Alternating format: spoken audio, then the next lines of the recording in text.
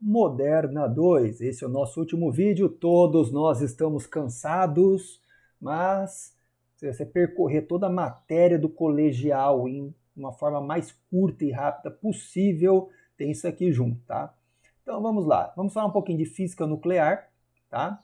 E vai falar um pouquinho da antimatéria, que tem a ver com partículas elementares. Isso aqui vai ser mais curto que os outros. Qual que é a ideia da física nuclear? Temos a força nuclear fraca e a força nuclear forte. Existem 4 forças fundamentais no universo: a gravitacional, a eletromagnética, a nuclear forte e a nuclear fraca.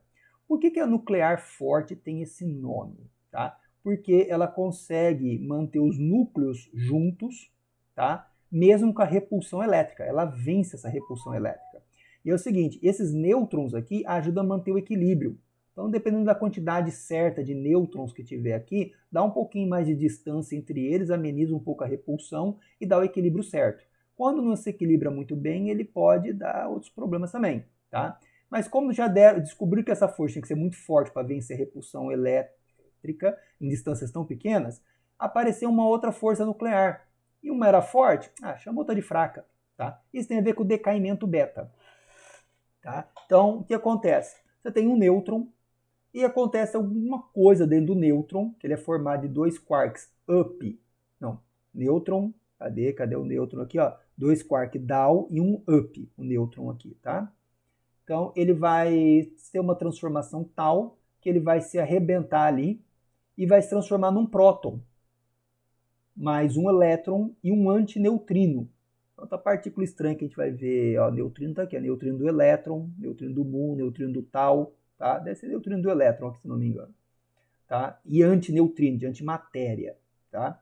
Pode acontecer, isso aqui é o decaimento beta menos, pode acontecer um decaimento beta mais. O próton virar um nêutron mais um pósitron, tá? E mais um neutrino, tá? Então, olha só, o pósitron, o que é isso aqui? Um antielétron. Então, tinha um elétron e um antineutrino, um antielétron e um neutrino aqui. Tá bom, então pode acontecer isso aqui. No começo do universo, lá no Big Bang, tá? Comecinho, né? Teve bastante disso aqui, tá? Depois acalmou um pouco mais, né? E isso aqui é responsável pelo decaimento nuclear e outras coisas que acontecem ali. Então tem a força nuclear fraca. A antimatéria. Que raio de coisa antimatéria? Quando você tem uma partícula lançada com muita velocidade, e ela tem um choque ali, pode acontecer, vai sacudir de tal forma ali dentro, que a energia vai assumir a forma de matéria. Só que essa matéria tem que manter o equilíbrio de carga. Então, se sai uma positiva, tem que ser uma negativa. Sempre desse jeito. Então, você imagina que a antimatéria é o inverso da matéria, tal como a imagem um espelho, tendo as mesmas características, mas com a carga elétrica invertida. Então, um átomo de hidrogênio, você pode ter um antihidrogênio aqui. É mais complicado fazer isso aqui com antimatéria, mas é possível. Então, você tem aqui um próton e um antipróton. Um elétron e um antielétron. Inverte a carga aqui, tá? Sempre saindo aqui. E essa matéria surge, né? Transformou energia, tá? A energia que tinha aqui assumiu a forma de matéria, tá? Em teologia, a palavra criar é tirar do nada. É muito mais significativo do que falar criar matéria ou antimatéria aqui. Você está fazendo a física, você não está criando do nada, você está transformando energia em um outro formato, tá? Que vai adquirir a forma de partícula, que nós chamamos de matéria aqui. Só que essas partículas, se você observar bem, ó, o elétron e o antielétron têm cargas opostas. O que acontece com cargas opostas? Elas se atraem.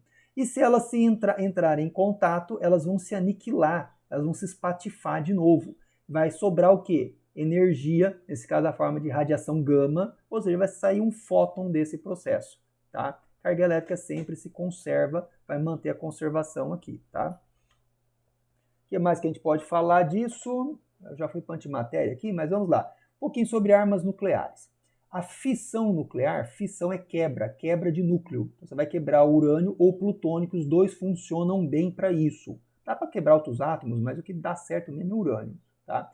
E o minério de urânio, você vai achar basicamente o de número de massa atômica 238, nessa proporção aqui na natureza, e o 235 só nessa proporçãozinha.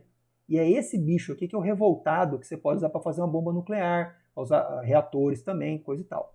Quando você chega ao enriquecimento até 90% de urânio, você consegue fazer uma bomba nuclear. Para você trabalhar com um reator nuclear, você tem que ter pelo menos uns 5, 10%. Se for um submarino nuclear, tem que ter uma eficiência melhor, chega a 20%. Mas para dar reação em cadeia, de gerar realmente uma bomba nuclear, tem que ter 90%. Tá? Isso é fundamental. Por isso um reator nuclear ele nunca vai explodir feito uma bomba atômica. Não dá. É impossível. O que pode acontecer é dar uma explosão de vapor, onde a água dentro do reator que absorve a radiação gama, que vai transferir calor para a turbina lá e tudo mais, essa água ela pode explodir com uma pressão, que aconteceu em Chernobyl, Fukushima, né, e outro, Three Mile Islands também, e sei lá o que mais lá que tem acontecido. Deve ser só esses três. Tá? Os piores acidentes da história foram esses três. Chernobyl foi muito pior que Fukushima.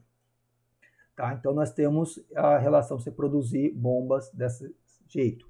A bomba em Hiroshima, a Little Boy, que explodiu dia 6 de agosto de 1945, ela tinha 50 kg de urânio, 2% sofreu a fissão, tá? Ela tinha esse, ou seja, enriquecimento de 90% e só 2% sofreu a fissão. Disso, 1 grama virou energia. Segundo a equação lá do Einstein, é igual a mc², provocou tudo aquilo ali, uns 20 quilotons, ou seja, energia equivalente a 20 mil toneladas de dinamite explodindo. Tá? Esse que foi o regaço da bomba de Hiroshima. O Japão não se rendeu, então 3 dias depois, em 9 de agosto de 1946, mandaram uma bomba atômica feita de plutônio em outra cidade. Tá? Esqueci o nome da cidade agora. E estava nublado. Aí a ordem era desvia e o alvo alternativo era Nagasaki. Tá? Explodiu lá de plutônio. A de plutônio tinha 6 kg de plutônio só. Tá? Ela foi apertada por todos os lados, um pouquinho diferente de urânio. O urânio vai uma balinha jogada ali no meio da outra massa.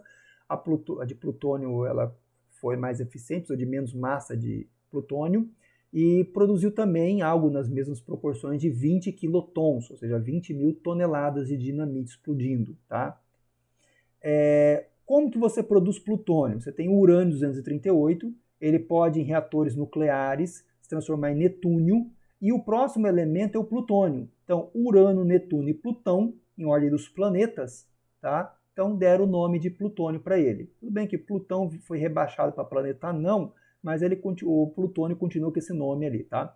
Só para lembrar, né, de Plutão também é equivalente ao Hades, né, o deus das profundezas do inferno da mitologia romana, tá? Só para lembrar, encrenquinha que se trata ali.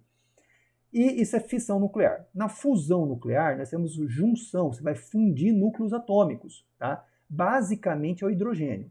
Então, para você sair energia, tem que quebrar núcleos grandes ou juntar núcleos pequenos para ter um rendimento bom. E o que funciona melhor é o hidrogênio. Dá para fundir hélio 3 também, né? Funciona bem, mas o que dá mais certo é o hidrogênio. Esse hidrogênio, tem que ser hidrogênio pesado, o deutério ou o trítio. Ó, tem um próton, é hidrogênio. Tá? O mais simplesinho é ele sozinho, né? Tá? Mas tem aqui o deutério, que você tira da água do mar, chama da água pesada, que tem lá um nêutronzinho a mais ali, né? E tem o trítio, tá? Aparece lá do filme do Homem-Aranha, dos antigos, né? Só que o trítio eles produzem na hora da explosão nuclear, tá? Então eles colocam lá lítio 6, que quando ele recebe a radiação ele vai quebrar, né? Vai se transformar e vai liberar um trítio, tá? Esse processozinho aqui do lítio 6. O lítio 6 tem bastante natureza. O normal é o 7, que é usado em bateria, tem muito por aí, e o deutério é tirado da água do mar, né? Você vai lá, faz uma destilação fracionada nela, né? Com cuidado ali, centrífugas, depois você vai separando o deutério. O trítio do lítio 6 você põe ele na bomba e sai isso. E para você dar ignição de uma bomba nuclear de fusão, você tem que ter urânio ou plutônio. E normalmente o pessoal usa uma mistura dos dois. Então tem um pouquinho deles para dar ignição. A de fusão nuclear, o deutério e o trítio, ele vai se transformar em partícula alfa, um nêutron e um fóton. Beleza. Liberou energia ali, fez o estrago todo que tinha que fazer, já era. O urânio e o plutônio, quando eles quebram, o urânio vira criptônio e bário. O plutônio não nem lembro o que vira, tá? E é material radioativo, que ele vai ficar quebrando em coisas menores, soltando radiação, sujeira. e a maior parte do urânio não sofre reação, né? O plutônio também deve sobrar uma quantidade boa ali no processo, né? Mais da metade ainda, bem mais da metade. Então, isso gera lixo radioativo. A bomba de fusão nuclear tem pouco urânio e plutônio, então ela gera menos em proporção ao estrago que ela faz. Mas mesmo assim também gera uma sujeirinha, tá? Que é problema. E libera muito mais energia. A primeira bomba de fusão nuclear, ela explodiu lá no atol de Bikini, tá? E gerou uma cratera de 400 metros, né? Afundou, acabou com a ilha que tinha embaixo, né? Mais ou menos era 10 megatons, 10 milhões de toneladas de dinamite, o poder de explosão dela. Hoje em dia, as bombas nucleares de fusão costumam trabalhar com uma taxa mais eficiente, na faixa de uns 300 a 500 quilotons. Então elas são um pouquinho mais fracas, mas vai um foguete com um monte para chover bomba em lugar diferente, consegue fazer um estrago melhor gastando menos material, tá vendo? É econômico, né? Isso daí, né? Melhorar a economia e aumentar o estrago. A bomba de nêutrons é um tipo de bomba de fusão nuclear que ela tem baixa eficiência de explosão, mas ela libera mais nêutrons, o que mata mais por envenenamento radioativo. Então, se o inimigo invade a sua cidade, você joga uma bomba dessa, uma altura maior, que você não vai estragar os prédios e vai matar os caras por envenenamento radioativo, e você não polui tanto o seu lugar, nem destrói tanto a sua cidade. Elas foram produzidas algumas, né? Mas o pessoal ficou meio chocadinho, né? Final da Guerra Fria, aquele draminha, ai que horrível, né?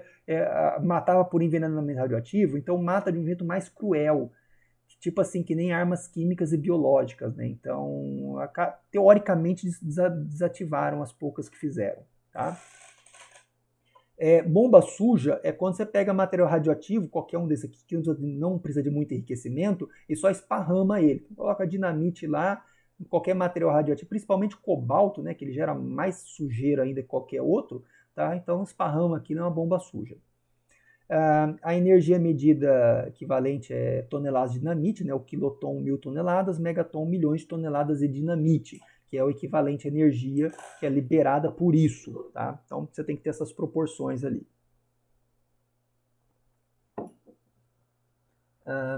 Partículas elementares.